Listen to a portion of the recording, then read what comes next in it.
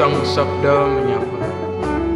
Renungan Harian Minggu 12 Maret 2023 disusun dan dibawakan oleh Frater Marton Dalopes. Selamat mendengarkan. Saudara-saudari yang terkasih dalam Kristus Tuhan, sebelum memulai renungan kita pada hari ini, marilah kita mengawalinya dengan tanda kemenangan Kristus. Dalam nama Bapa dan Putra dan Roh Kudus. Amin.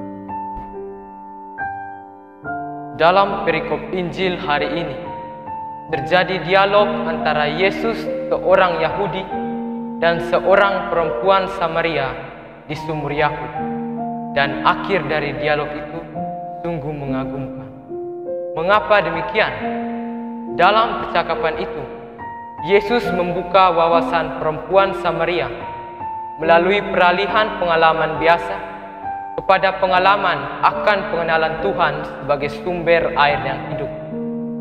Pengalaman itu membawa perempuan Samaria kepada pertobatan dan pengakuan iman yang benar akan Allah melalui Yesus Kristus.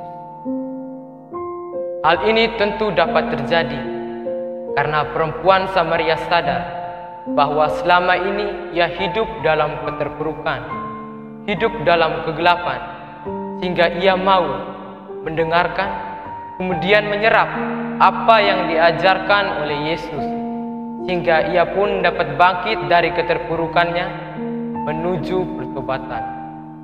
Lebih daripada itu, perempuan Samaria juga sanggup untuk membagikan orang lain keselamatan dari Yesus, sanggup untuk membawa orang lain kepada pengalaman yang sama melalui ajakannya. Mari lihat Yohanes bab 4 ayat 29. Kata mereka, "Kami percaya, namun bukan lagi karena apa yang engkau katakan, tetapi kami sendiri telah mendengar dan kami percaya bahwa dialah benar-benar juru selamat dunia."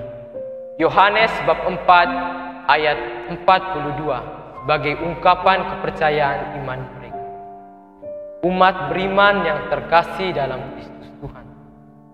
Melalui Injil hari ini, Yesus menghendaki agar saya dan Anda, singkatnya kita sebagai pengikutnya, harus mampu memposisikan diri laksana perempuan Samaria di tengah zaman ini, di tengah maraknya arus egoisme diri.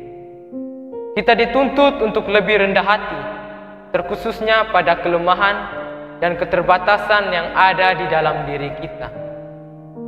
Praktisnya, ketika berhadapan dengan omelan, masukan, atau bahkan kritikan yang dilontarkan orang lain kepada diri kita, kita harus mampu menerimanya dengan rendah hati sebagai suatu media pengembangan diri untuk menjadi yang lebih baik.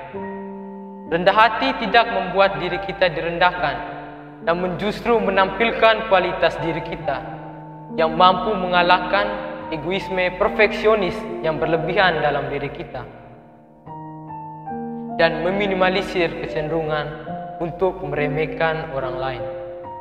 Selain itu, layaknya perempuan Samaria yang siap dan sanggup untuk membagikan keselamatan Yesus kepada sesamanya, kita pun dituntut untuk berbagi kasih dan kebahagiaan kepada sesama kita.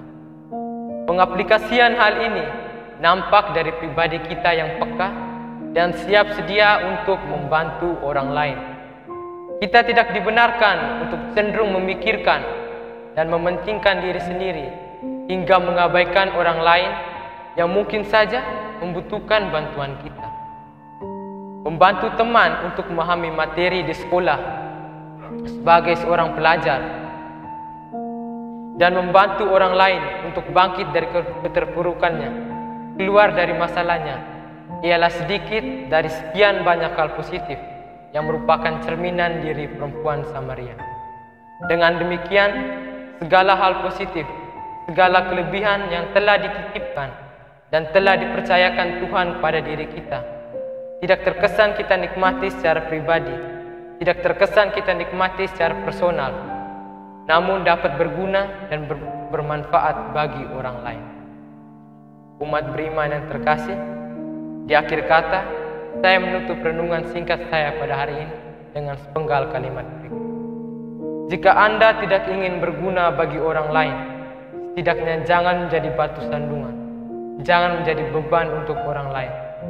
Saya ulangi, jika Anda tidak ingin berguna bagi orang lain, setidaknya jangan menjadi batu sandungan. Jangan menjadi beban untuk orang lain. Amin. Dan pada Bapa dan Putra dan Roh Kudus, seperti pada permulaan, sekarang, selalu, dan sepanjang segala abad. Amin. Dalam nama Bapa dan Putra dan Roh Kudus. Amin.